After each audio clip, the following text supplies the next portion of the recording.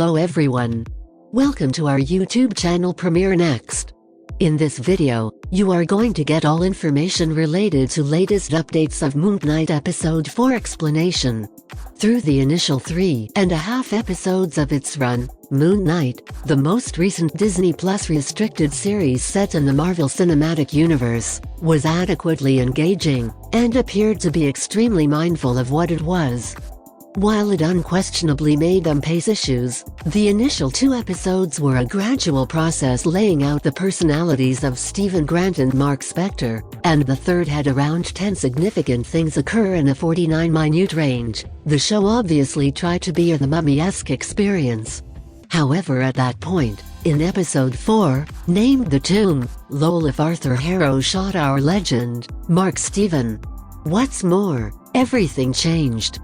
Up to that point, The Tomb had been business as usual of what we've seen, an inner fight resulting among Mark and Steven, as Mark's significant other, Layla, directed both of them toward ultimate objective with a secret to tackle. On the way there, they were dashing Harrow and his supporters to the burial chamber of the god Amit. Harrow's arrangement was to free the god, which would possibly kill a large number of guiltless individuals. The legend and the reprobate ran into each other, and Harrow shot Mark, who had recently recovered control of the body back from Steven, who then, at that point, seemed to fall into a waterway and bite the dust. It's worth focusing on that Mark has kicked the bucket previously. It hasn't been portrayed or streaked back to on-screen yet. However, the whole story of Moonknight is that the exceptionally prepared hired fighter Mark Spector was killed in Egypt, and resuscitated by the moon god Khonshu, determined to be his own Earth symbol and sanctioning retribution and vital power. So entirely conceivable Harrow killed Mark Steven. Yet again, it's likewise conceivable that he was, some way or another, restored. However, at the present time we don't need to contemplate that. What we in all actuality do need to think about is what we saw straight away, which might actually be depicted as among the greatest turns in MCU history.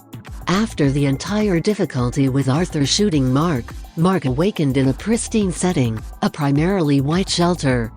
He was watching a film where the legend was named Stephen Grant. He was slobbering from the mouth and could scarcely stand, and he had a fast meeting with his PCP, a person named Arthur Harrow.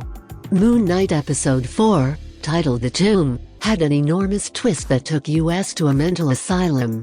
There was a great deal occurring in Episode 4 of Moonknight, yet how about we hold our discussion to the last 15 minutes or so of the episode, when the show made the watchers, similar as its principal character, question all that we saw earlier.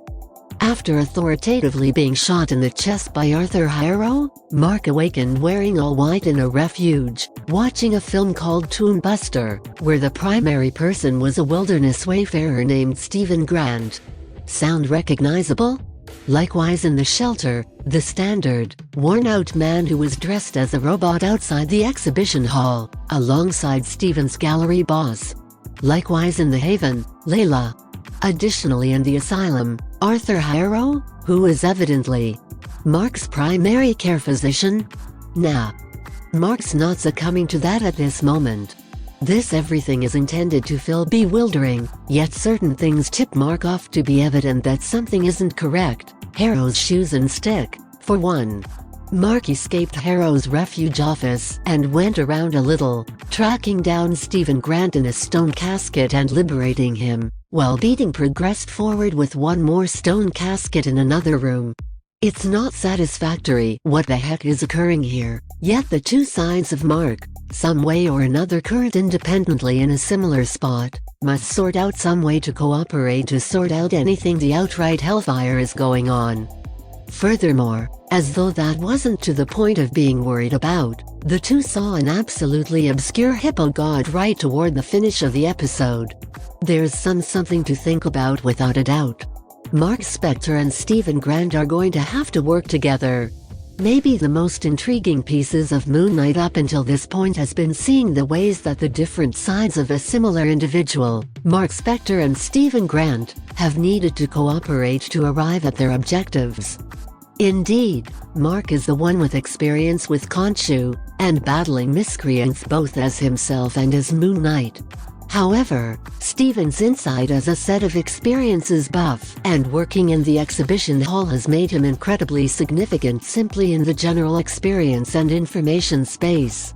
In addition, amiable Steven has been able to utilize Khonshu's abilities at Tag himself, changing now and again into the legitimate Mr. Knight persona.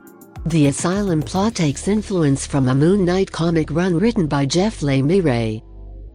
This bend is vigorously impacted by a 2016 Moon Knight run by author Jeff Lemire. Lemire's run portrayed Mark Spector in a refuge, where he was continually made to scrutinize his own mental soundness. Is it true that he was truly Moon Knight? Or on the other hand, was his entirety Moon Knight thing simply something he made up in his mind, alongside these different personalities he had developed? We won't pamper the plot. However, the comic is one of the very best sudden spikes in demand for the person, and one of the most mind-blowing Marvel storylines overall of the last 10 years or somewhere in the vicinity. What's more, the references in the Disney Plus Moon Knight show were clear. Underneath, you can see a casing where the two shelter hooligans removed Mark from Harrow's office, and you can see a comparative second from the Lemire comic run.